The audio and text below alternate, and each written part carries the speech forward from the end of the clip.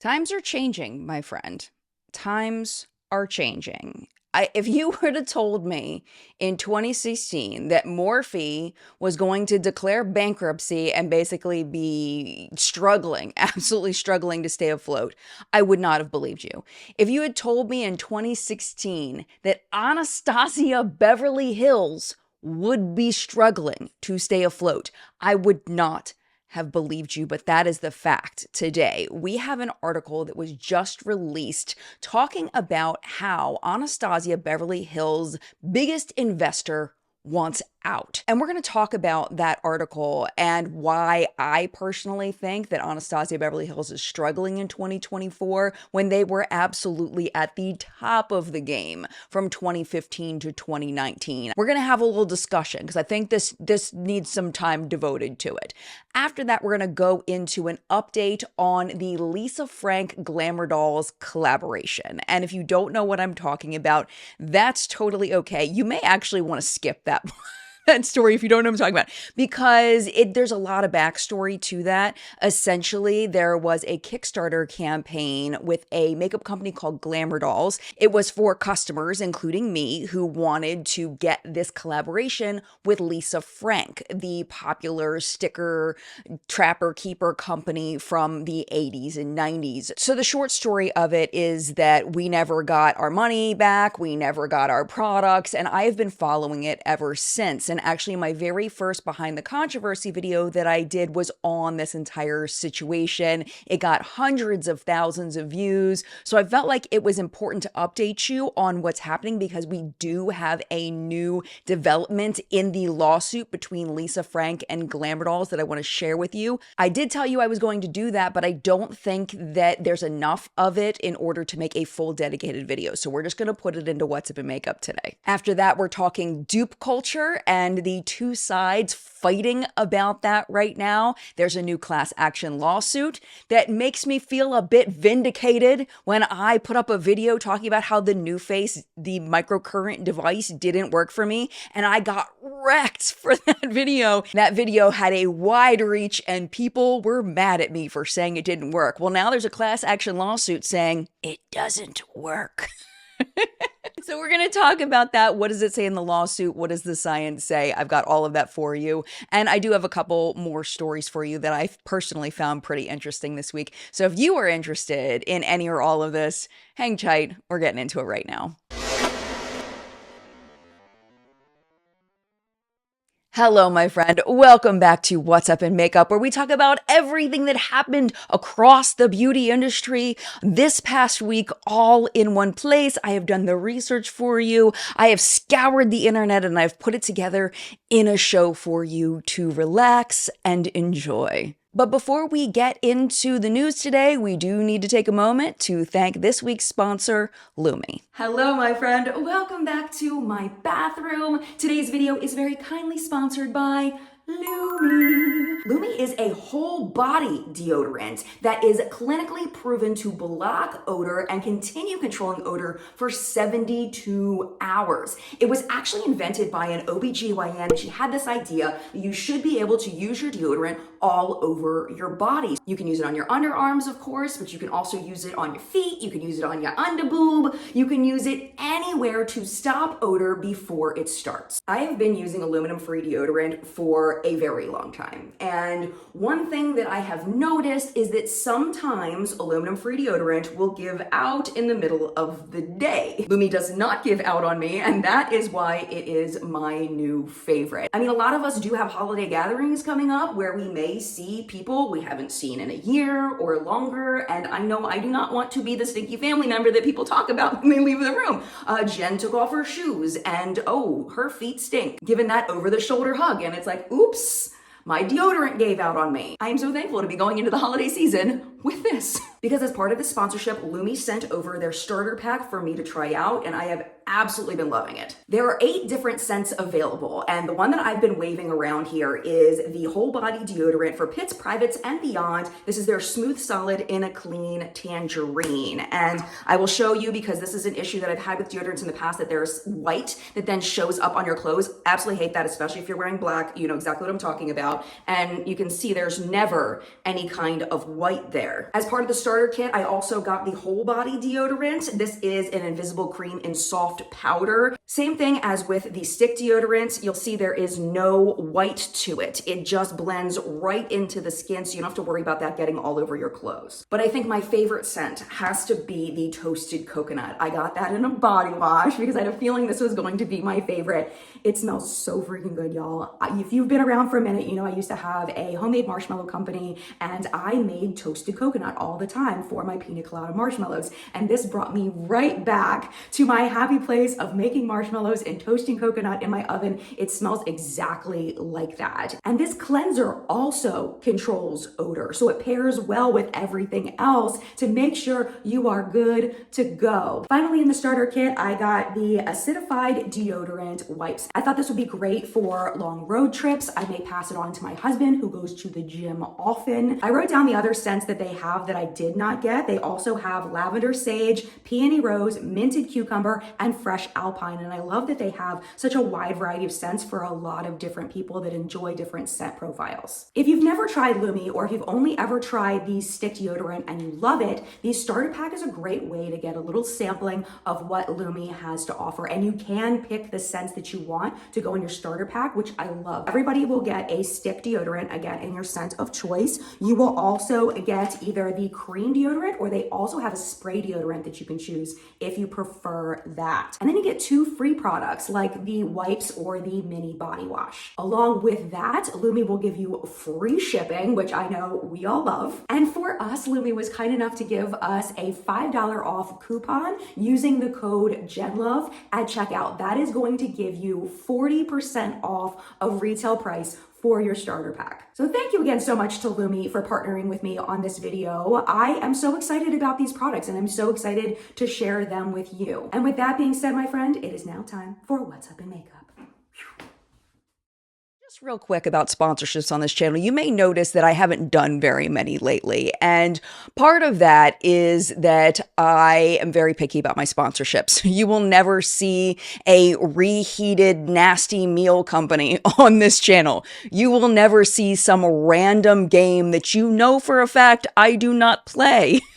I only accept sponsorships from brands that I genuinely love, that I think you'll enjoy. So if you are interested in Lume, links are down below.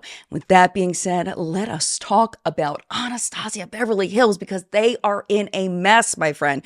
They are in a mess. This article in Business of Fashion last week, it's called How Anastasia Beverly Hills Lost Its Footing. And if you're relatively new to the space, just as a bit of background, Anastasia Beverly Hills was the it brand for many years. I did a ton of ABH palette reviews, like full swatches, ingredient analysis. I had charts. I had all the thing comparing the palettes and everything. And I was a collector. I collected these palettes, and every time one came out, I did a review on it, and so did so many of us here on YouTube. They were also famous for giving out these huge PR kits to people who made it on their PR list. They also threw the most amazing Halloween parties for influencers that I have ever seen. This was the brand to be hooked up with. This was the brand to get PR from. This was the brand to have in videos, because not only were influencers loving it, but customers were loving it as well, because the quality of the products was also very, very good. So what happened, you may ask? Because it was reported that sales grew by an average of 64% each year between 2014 and 2017, topping over $300 million in 2018. And the brand had a valuation of $3 billion in 2018 when they got a minority investment by a company called TPG Capital. In 2023, however, Bloomberg reported that ABH's net sales declined 12% to just a little bit under $70 million. So to go from $300 million to $70 million is a huge jump for 5 years. And because of that, Anastasia Beverly Hills' biggest investor, this TPG Capital, they're trying to get out of their contract. They recently started a process that would require ABH to buy it out or potentially force a sale or initial public offering. Apparently, there was a clause in their contract, and the clause was that within 6 years, ABH had to either sell or go public. And if they didn't, then TPG could redeem their equity for cash. ABH has another big problem besides TPG in that they have $600 million of loans coming due next year. $600 million. And not only is this a huge debt, if ABH was looking to sell, nobody's going to buy a company with $600 million in debt that doesn't seem to be growing. Why would anybody buy that? You know what I'm saying? Last week, a credit rating agency lowered its assessment of ABH to CCC-, and this reflects a high risk that the company will default or restructure its debt in the next 6 months, so maybe even declaring bankruptcy. Business of Fashion blames the decline of ABH on mostly changing trends, that when ABH was popular, it was all about the full coverage beat. It was about the block brows. It was about the bold eyeshadows. It was about the liquid lipsticks. That painted on matte lip was so trendy, and ABH was producing all of those products, and they were so well loved. But now we're basically doing the flip-flop opposite of that, where the natural makeup look is extremely popular. Think Glossier, think Rhode Beauty, think Rare Beauty. I mean, these brands thrive on that glowy, no makeup look. And ABH just never did that. They just never got there. They have released a few products that have been more on trend. So for example, the brow freeze. When the feather brows were hitting big, the brow freeze did really well. Their beauty balm, their blurring serum blush, supposedly those did pretty well, but they weren't the same impact as those, they call them bread and butter, the hero products, like the Anastasia Beverly Hills Dip Brow, the liquid lipsticks, products like that, the eyeshadow palettes that we all used to collect. Those products, the new ones, aren't doing as well as those did in the past. They also blame, and I thought this was really interesting, that there are a lot of lower cost products that do the same thing as the current quality of ABH products. So for example, brow products. There are so many good brow products at the drugstore now, so why spend more on an Anastasia Beverly Hills product if it's not trendy? And also you can get basically the same thing for so much cheaper. And that kind of leads into my personal perspective on ABH and why they're not doing well. And I think it's because they've lost the brand loyalty with a lot of the people that used to be huge fans of ABH and used to be big collectors like me. I think the beginning of the end of ABH was in 2019 when they started rapidly releasing eyeshadow palettes. They hit us with the Alyssa Edwards palette, and then they hit us with the Jackie Aina palette, and then they hit us with the Carly Bible palette, and they also hit us with the Norvina line, which was a lower quality, in my opinion, line. That was all in a span of 5 months. And at that pace, the collectors couldn't collect. There wasn't enough time for us to end up purchasing a product and review it and enjoy it before the next palette came out like it had been in the past. Because in the past, ABH was only coming out with maximum 3 eyeshadow palettes in a year. So it gave us plenty of time to really enjoy those products and really celebrate them. And it was unfortunate, and I'm not sure if the investors had a say in this, but it's unfortunate that they started really pushing those products out and scaring away loyal customers from that collecting mindset. Besides that, they had the ABH PR list debacle of 2019 that really upset a lot of their most loyal fans. If you want to hear that story, I did a full video on breaking that down, but essentially what you need to know is that they had big competitions of people getting on PR lists and getting these big PR packages in the mail, and everybody wanted to be on the PR list. People would get on the PR list and then they would be dropped without any explanation. And people were really valuing being on this list. So when they were dropped, they took it personally and they got really upset about it because it was like, I earned this. I finally made it. I've done a good job. I'm a great makeup artist. They love me. They've noticed me, but now I'm gone.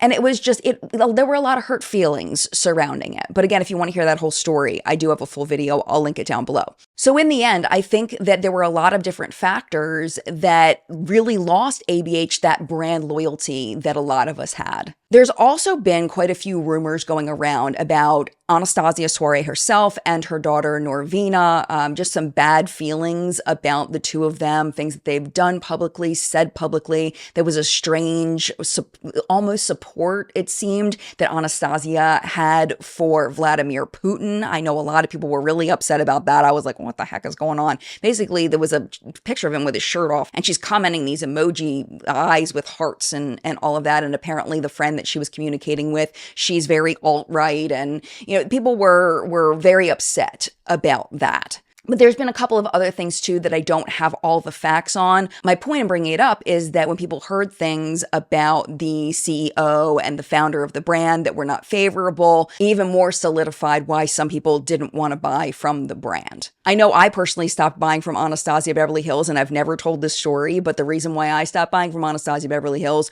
was before all of that. I had put up a sneak peek picture of a palette that was launching that I probably shouldn't have put up. I wasn't sure if the brand had talked about it yet, but I went against my own rules. I put this picture up and they demanded that I take the video down. But the reason why I had issue with this was because by the time they asked me to take my video down, the palette had already launched.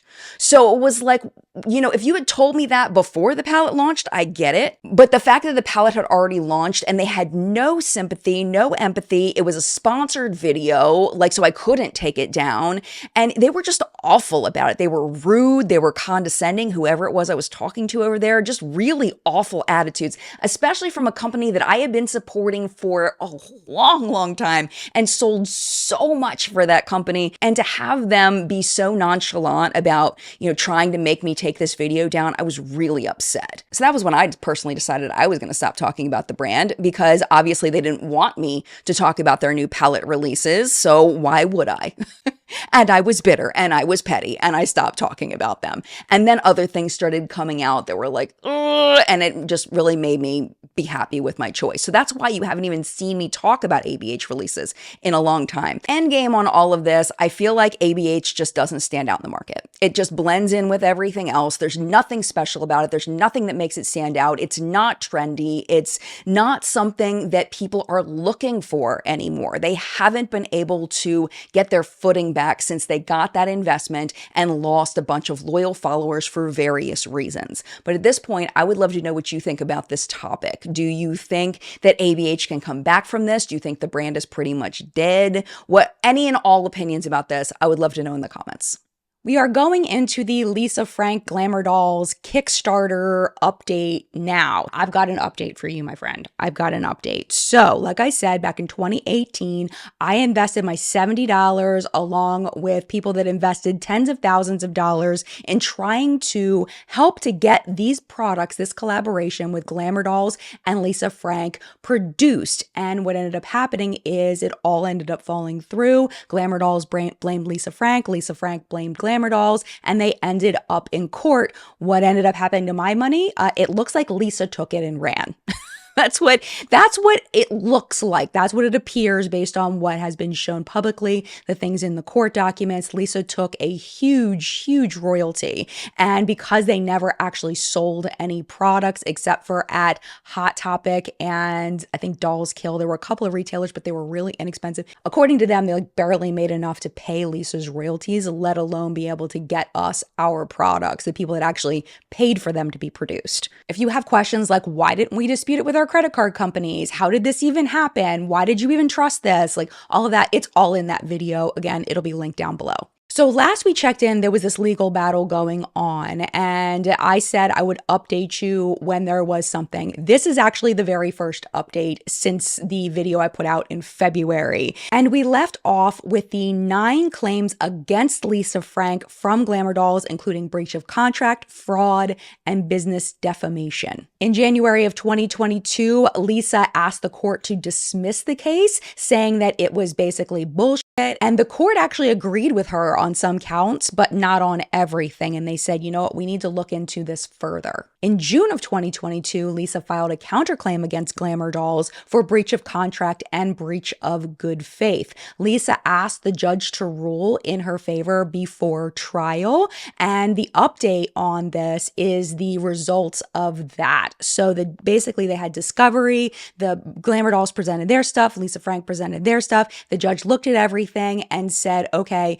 Lisa, I understand you want me to throw this stuff out. Let's look at each count. Let's look and see where there's actually something that may have been illegal here that we can go in Glamour Dolls' direction for. And if there isn't evidence at this point, we're throwing it out. I'm not going to go through all 9. I'm just going to focus on the most interesting one. So the first one is the breach of contract. So Glamour Dolls claims that Lisa breached the contract in 3 different ways. First, by not providing the artwork for the products. Second, by not reviewing the samples that were sent to her in a timely manner. And third, when she got something in the mail and she rejected it, they say she didn't give reason why she was rejecting it, which ended up messing up the whole process. So the court found that artwork was provided to Glamour Dolls by Lisa, except for one product, and that was the Wenji palette.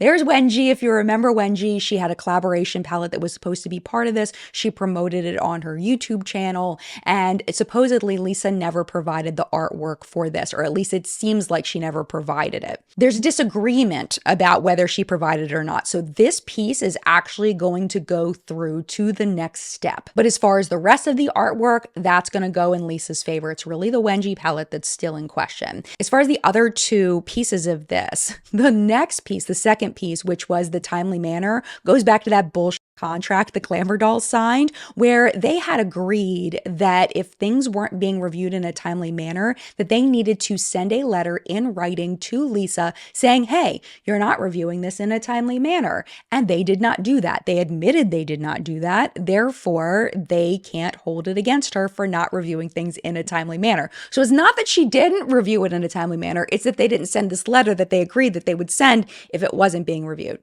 See what I'm saying? So that one gets thrown out.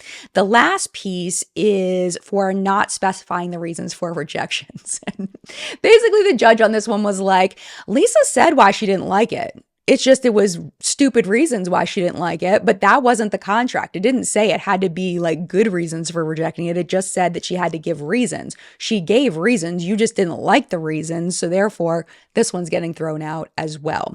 So that's how that one shook out. The only piece that's going through is about the Wenji palette and not providing the artwork for it. Count 2, breach of duty of good faith and fair dealing in favor of Lisa. Count 3, fraud. Again, in favor of Lisa. Count 4, unjust enrichment, gaining unfair benefit. Lisa again. And if you'd like to read all of this in the actual court document, I will link it down below. It's public access. Anybody can read it. Number 5 is business defamation. And this one's a little more complicated and also very fascinating. So this centers around statements that a representative from LFI, or Lisa Frank Incorporated, made to Business Insider in an article that they interviewed this person for the collection that they did with Morphe afterward. The reporter from Business Insider asked them about things that happened with Glamour Dolls, and that person answered questions. Glamour Dolls said that the things that that person said were defamatory. It centers around 4 statements that that person made. The first one was that Glamour Dolls didn't live up to their agreement with the Kickstarter campaign. The second one was that they didn't give Lisa Frank Inc. what they were promised. Third, that they tried to get Glamour Dolls to meet their obligations, but Glamour Dolls dropped the ball, and that's why Lisa terminated the agreement. And finally, that they were disappointed by what happened with the license. I don't see how being disappointed is defamation. That's an opinion, but the judge agrees. We'll get to it. So the judge looked at everything, including that one, and decided which ones were actually defamation and which ones weren't. So the first one that is going to go to court is that the representative Lisa Frank said, quote, GDI, Glamour Dolls Incorporated, failed to live up to our agreement, especially regarding the Kickstarter campaign, by not manufacturing and delivering products our fans deserved, because Glamour Dolls did fulfill a little bit of the products to the highest backers. That was not an accurate statement, so they need to look at that more. so that one is going to go through to the next step. As far as everything else, all those other things, the judge said that they were not defamatory and that they were either 100% true, or they were mostly true, or they were just opinions, so they're not defamatory. And for the rest of it, counts 6, 7, and 8 were false advertising, trade libel, interference with business relationships,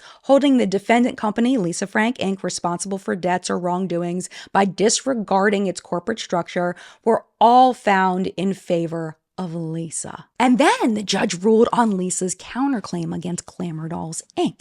And basically they said that Lisa's lawyers didn't do it right.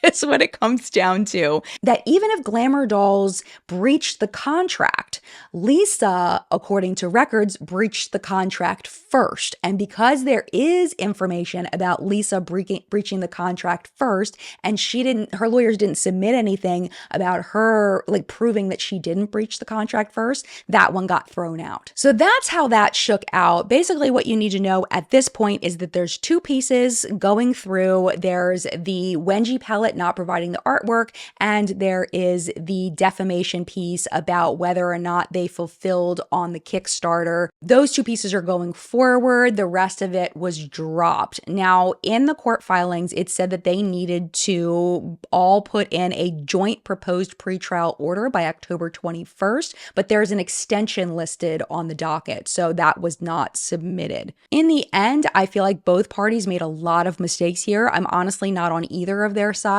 I'm on the side of myself and the other customers who lost our money. If I had to pick a side, I would probably pick Glamour Dolls to be on, but honestly, I don't like them either.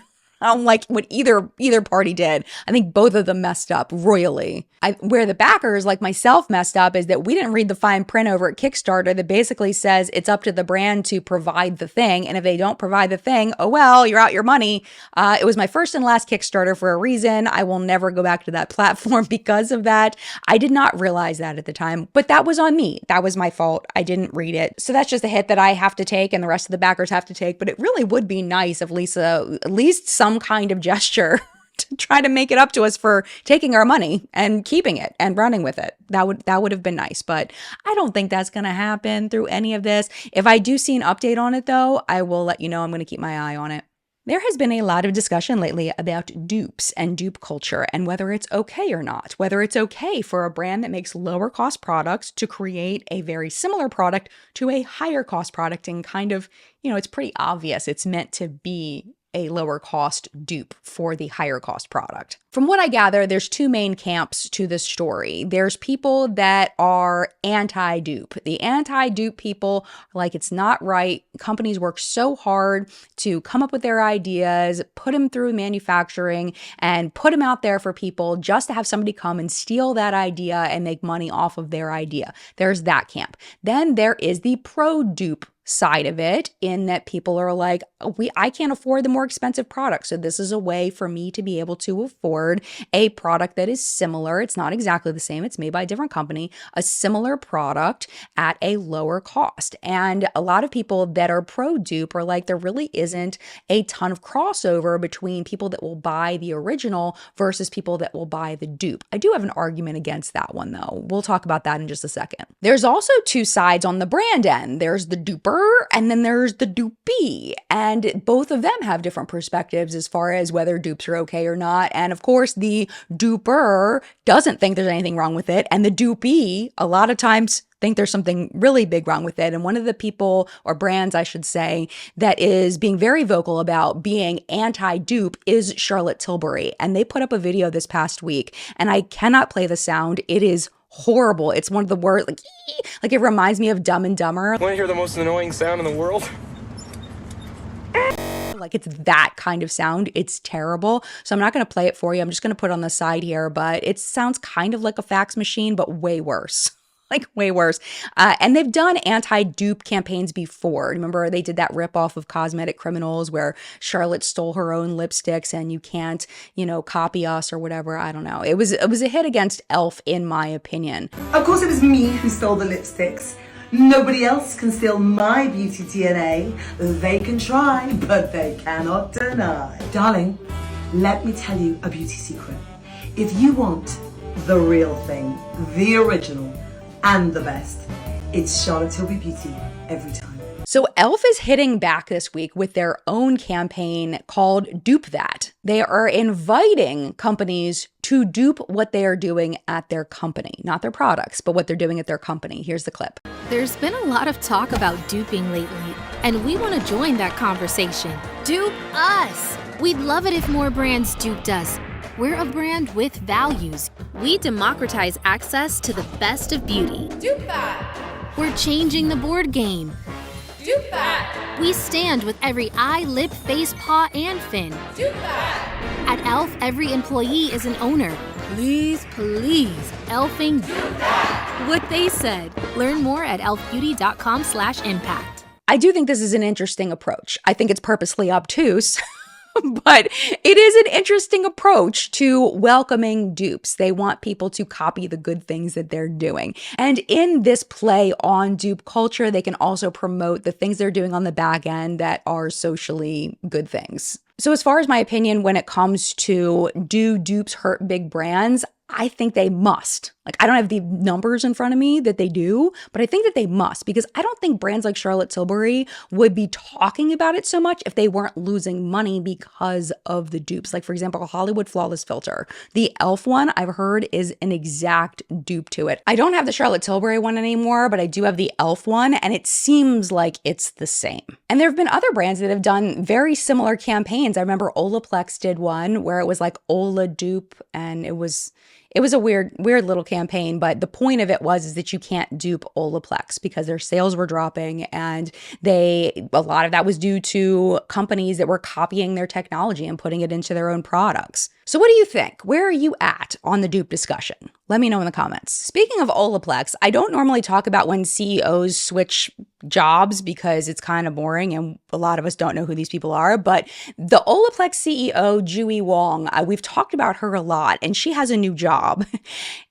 I think this one's pretty interesting. She was the face of Olaplex when there were all those claims that Olaplex was causing hair loss. She was the one that was coming out against that, explaining how they know for a fact that it doesn't cause hair loss. And she also took the fall when companies started copying the Olaplex technology. She ended up leaving Olaplex in 2023 with the lessons that she learned, and now she is with a company called Performance Beauty Group, or PBG. I never heard of PBG before, but I have heard of some of their brands. So some of their brands include Grande Cosmetics, Lily Lashes, Babe Original, which I'm pretty sure used to be Babe Lash, and then Velour Lashes. They also own Bondi Boost, which I think I've heard of, Flutter Habit, and Nutralux. So before becoming the CEO of Olaplex, Jui had a CEO position over at Moroccan Oil. She was president of Elizabeth Arden. She was the CEO of Strivectin. She was the CEO of Astral Brands.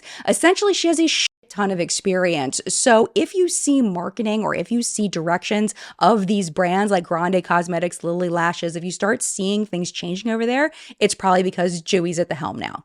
And in legal news this week, I freaking love that thing. In December of 2020, I bought a NuFace Trinity and I did a 40-day challenge with it. It says it's supposed to work in 30 days. I did a 40-day challenge. I filmed a video on it, and I basically showed my before and after and showed that it didn't work. It didn't do anything for me personally. And the comments erupted with people so mad at me because it had a pretty big reach. I think every holiday season when people are looking at buying this, that video gets a spike in views. Now it's a pretty small spike, but it used to get spikes every single year. So people would come and they would tell me all these reasons why it didn't work for me. For anywhere from I didn't use it long enough to I wasn't old enough to I didn't have the problems that the device corrected, just all these excuses. And the number one comment has like 500 likes on it. And it's basically, disagreeing with what I said in the video. So this was not a well-liked video. Let me just say that as far as the vast majority of the internet. My audience liked it. They understood where I was coming from. Well, now there is a proposed class action lawsuit against NuFace claiming that the Trinity Plus and the Trinity Classic, that's the one that I used, used do not work as advertised. These are specifically facial toning devices and wrinkle reducer attachments, and the class action claims that both the red light therapy and the microcurrent technology are incapable of providing their touted skincare benefits. It is a 32-page proposed class action. It says that the NuFace products are neither clinically proven nor capable of providing the advertised benefits of enhancing collagen and elastin production, improving circulation, and tightening and toning the skin. According to the class action lawsuit, NuFace has misled and deceived consumers because they would not have bought the Trinity Plus and or the Trinity Classic devices and attachments, or would have paid far less for them had they known they were incapable of providing the advertised skin rejuvenation benefits. It basically says that the red light feature is typically weaker than a professional, what you can get in a professional's office, that it doesn't produce the same anti-acne, anti-aging results that they are advertising. They say that researchers are split on how much red light devices can actually improve the skin. And then regarding microcurrent, they say that professional grade microcurrent technology has higher settings that allow for deeper penetration into the skin, and that the strength of at-home devices is often much lower, meaning that the skincare results, if any, are slower and less pronounced. The lawyers involved interviewed an expert regarding the NuFace's scientific literature, and his own clinical use of the technology weighed in on what he had to say about it. He claims that the NuFace Trinity Plus and the Trinity Classic devices cannot possibly deliver the advertised microcurrent benefits. So if this goes through, I deserve an apology from all those people that yelled at me and said that I didn't do it right. What kind of reviewer did you think I was? I bought that thing with my own money. I ended up giving it to my mother, and she never used it because it hurts. So by the time I did the review and everything, it was past the time that I could return it. So I just gave it to her. But I'm sure it's just sitting somewhere collecting dust, which makes me a little bit sad because it was freaking expensive. Here's a quote from the class action. It says, users may need to apply the devices consistently over a longer period to see any noticeable improvements from the microcurrent technology, and the effects may not be as long lasting. More significantly, scientific research on devices like those sold by NuFace indicate that users may see only modest improvements in skin texture and firmness, but these changes are often mild and temporary. Lastly, the case says that the Trinity Plus and the Trinity Classic devices are not clinically proven as advertised, as the defendant provides only consumer use studies on their website. So you can't say clinically proven if it's only a consumer. It has to be done in a clinic. It can't just be someone who is at their house and doing a survey. You know what I'm saying? So if you feel like me, because I feel like I will be part of this class action, you don't have to do anything right now. There's nothing to do because it's just a proposed class action. Where we would do something is if this actually ends up going through, there's some kind of settlement. I'm keeping my eye on this. The only thing is for me is there may be a statute of limitations on it. There may only be a certain window of time. I may not qualify because this was a while ago, but I'm keeping my eye on this and I will let you know, because if you got ripped off by these devices too, you may qualify to get your money back. We'll just have to see. If you love your device though, just a little disclaimer, if you love your NuFace, I'm not trying to tell you that what you're seeing and what you're doing is not real, because I'm not there and you see it. And if you believe it and you love these devices, maybe it is that longer use beyond what the brand recommends. Maybe that's what gives the longer effects. So I'm not trying to say that you're not telling the truth either. Like, we all have different faces, but I'm just saying if this goes through, I want my money back. Switching gears completely. We all know that bomb threats are no joke. They're terrifying. They're horrible. I can't even imagine being in a situation where there was a bomb threat. I've never been in that situation, knock on wood. But this mugshot of a man who threatened to blow up an Ulta Beauty made me giggle a little bit for a minute, because I've never seen anything like this before. Never seen anything like this. His name is Timothy Lincoln. He's 42. He's from Louisiana. So he's in this Ulta Beauty store in Alabama, and he's walking around the store on his cell phone, and an employee overhears him saying on the phone, "I'm gonna blow this shit up. So the employee goes, takes proper precautions. They evacuate the store. Timothy's arrested. Though the mugshot itself seems comical, it's actually quite terrifying because if you look at the design that he has drawn on his face, they confirmed that this was not makeup, because first I was thinking he's going around and he's messing with all the testers and putting this on his face with makeup. This is marker that he put on his face. If you look at it, it looks like marker. But that was my first thought, is it was makeup. No, it's marker. And what he had done was he drew the Jesus crown of thorns on his forehead and also put the letters, it's INRI, which is a reference to the words Jesus the Nazarene, King of the Jews. That was ordered to be put on the cross that Jesus was crucified on. According to Alabama law, making terroristic threats is a felony and could land you in prison for up to 10 years. So I will follow this and see if there's any development to see what happens to him. But that's freaking terrifying, man. I thought it was going to be a lighthearted story. Absolutely not. This is really freaking scary. I am so glad that nobody got hurt. I am so glad that employee said something.